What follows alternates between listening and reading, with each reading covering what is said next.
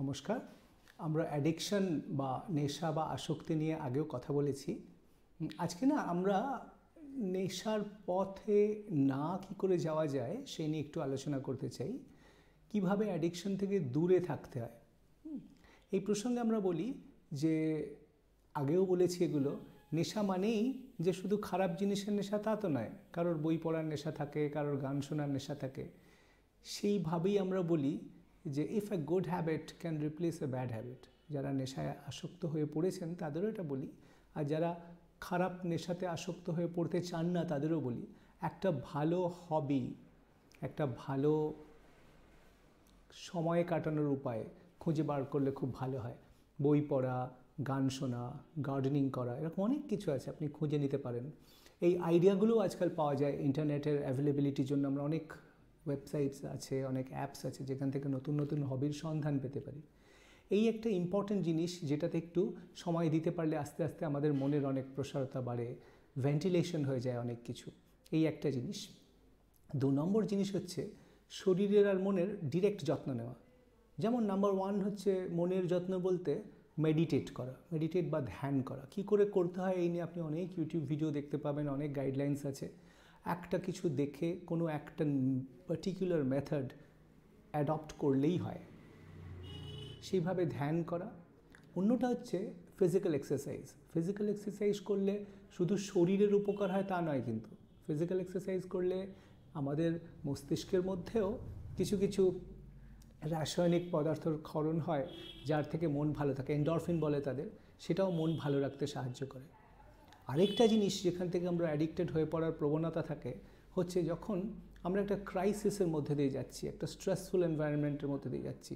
আমরা সিনেমাতে দেখেছি নেগেটিভ পোর্ট্রেয়ালে যে যখন কারো টেনশন হচ্ছে, হিরো পাইচারি করছে, সিগারেট খাচ্ছে, অ্যাজ ইফ সিগারেট খেলে টেনশন কমে যায়। তা কমে না, কিন্তু সাময়িক রিলিফের পর দ্বিগুণ মাত্রায় ফিরে আসে। অ্যালকোহলও তাই।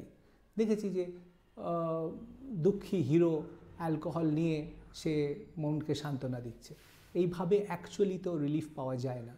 তাহলে এই নেগেটিভ ইমোশনের সময় বা স্ট্রেসফুল সিচুয়েশনের সময় কি করে আমি জিনিসটার সাথে মানিয়ে নেব, এই কোপিং স্কিলগুলো শিখতে হয়।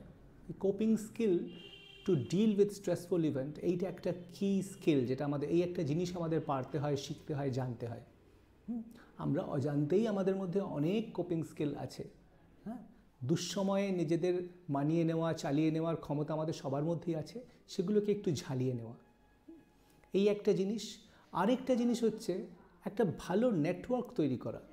সেই সব মানুষ যারা নেশা করে না, যাদের হেলদি হ্যাবিট আছে, যাদের লাইফস্টাইল ভালো, তাদের মধ্যে থাকা, তাদের দ্বারা পরিবেষ্টিত হয়ে থাকা, তাহলে সবসময় পজিটিভ ভাইবস পাওয়া যায়।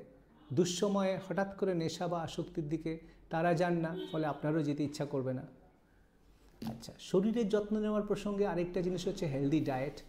আমরা সবাই জানি হেলদি ব্যালেন্স ডায়েট কাকে বলে, সেই মতো চলা। আচ্ছা, আরেকটা জিনিস আমরা বলি যে নিজের প্রতি একটু সময় দেওয়া, নিজের শরীরের যত্ন নেওয়া, মনের যত্ন নেওয়ার মতো।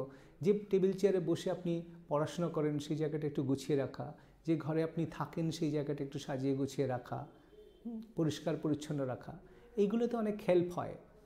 আজকাল বাচ্চা বা অ্যাডোলেসেন্ট বা ইয়াং অ্যাডাল্টদের মধ্যে টক্সিক রিলেশনশিপ নিয়ে কথা হয়। আদতে সেটা কিন্তু স্ট্রেসফুল সিচুয়েশনই। যদি কখনো মনে হয় কোনো মানুষের সংস্পর্শে সমস্যা হচ্ছে, সাময়িক হোক বা বেশি সময়ের জন্য হোক, হয়তো দূরত্ব বাড়ানোর প্রয়োজন আছে। এগুলো আমাদের বিচার করে নিতে হবে। মোদ্দা কথা হলো আমাদের মনের মধ্যে একটা পজিটিভ এনার্জি রাখতে হবে, এই ভেবে যে আমি কঠিন পরিস্থিতি নিজে মোকাবিলা করতে পারি, আমার চারপাশে আমাকে সাপোর্ট করার অনেকগুলো মানুষ রয়েছেন, এবং আমার নিজের ভালো থাকার মন্ত্র জানা রয়েছে। আমি এক্সারসাইজ করি, আমি ব্যালেন্স ডায়েট নিই, আমার একটা হবি আছে, এবং আমি রিল্যাক্স করতে, মেডিটেট করতেও জানি। এই মেথডগুলোর মধ্যে দিয়ে চলতে থাকলে আমরা আসক্তি থেকে দূরে থাকতে পারবো, এবং আমি নিশ্চয়ই আশা করব আমরা সবাই এই আসক্তি, নেশা এবং যে মাদক দ্রব্য সেবন থেকে দূরে থাকতে পারব। এই শুভেচ্ছা জানিয়ে শেষ করছি। নমস্কার।